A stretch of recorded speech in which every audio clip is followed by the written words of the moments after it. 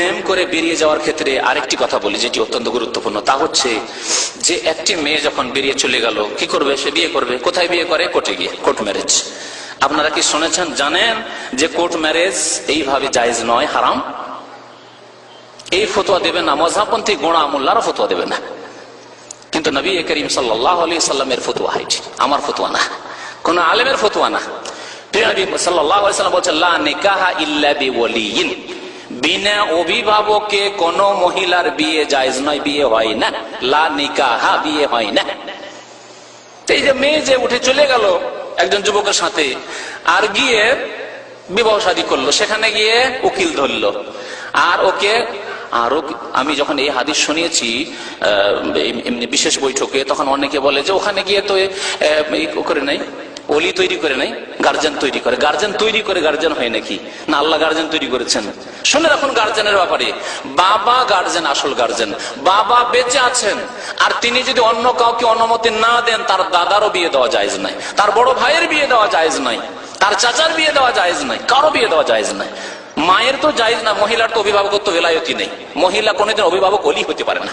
আমাদের দেশে অনেক সময় এখানে আছে স্বামী আর ওর স্ত্রী মেয়ের বিয়ে দিয়ে বসে আছে, এর সাথে পরামর্শ করেন। আমার কাছে এরকম ঘটনা এসেছে, জায়েজই নয়। লা নিকাহা ইল্লা বিওয়ালিয়িন। তাহলে আপনি থাকতে আপনার মেয়ের বিয়ে যদি আপনার ভাই দেয়, আপনার বাবা পর্যন্ত দেয়, বাবাকে কত সম্মান করি আমরা, পরিবারের দাদাকে কত সম্মান করা হয়, দাদাও যদি বিয়ে দেয়, বিয়ে হবে না।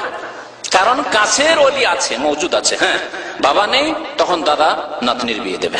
জি, লা নিকাহা ইল্লা বিওয়ালি। আর একটি হাদিস শুনেন, আরো স্পষ্ট চাইতে, আইয়ুমা ইমরাতিন নাকাহাত নাফসাহা বিগাইরি ইজনি ওয়ালিহা ফানিকাহুহা বাতিলুন বাতিলুন বাতিলুন।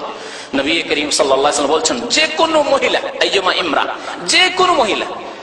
তাহলে আমাদের দেশের মযহাবপন্থীদের এই কথা যে যুবতী হলে অসুবিধা নেই, আর যদি যুবতী না হয়, নাবালিকা হয়, তাহলে এটা চলবে না।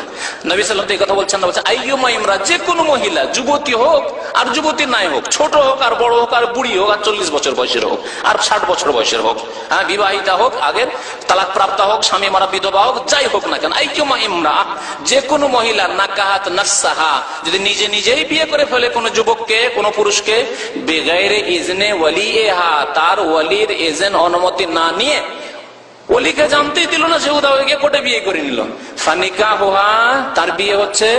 নবী করিম সাল্লাল্লাহু আলাইহি ওয়াসাল্লাম 3 বার বলেছেন, কি বলেছেন? বাতিলুন বাতিলুন বাতিলুন, এই নিকাহ বাতিল বাতিল বাতিল। কোথায় আছেন? তাহলে কোর্ট ম্যারেজ জায়েজ, কোর্টে তাহলে করাই কেন? এই জন্য করাই যে কোর্টে হাদিস বিরোধী ফতোয়া আছে, মযহাবী ফতোয়া, যে সাবালিকা যদি হয় 22 বছর উপরে হয় তাহলে অসুবিধা নেই, মন গড়া ফতোয়া যা আছে সেই জন্য জায়েজ।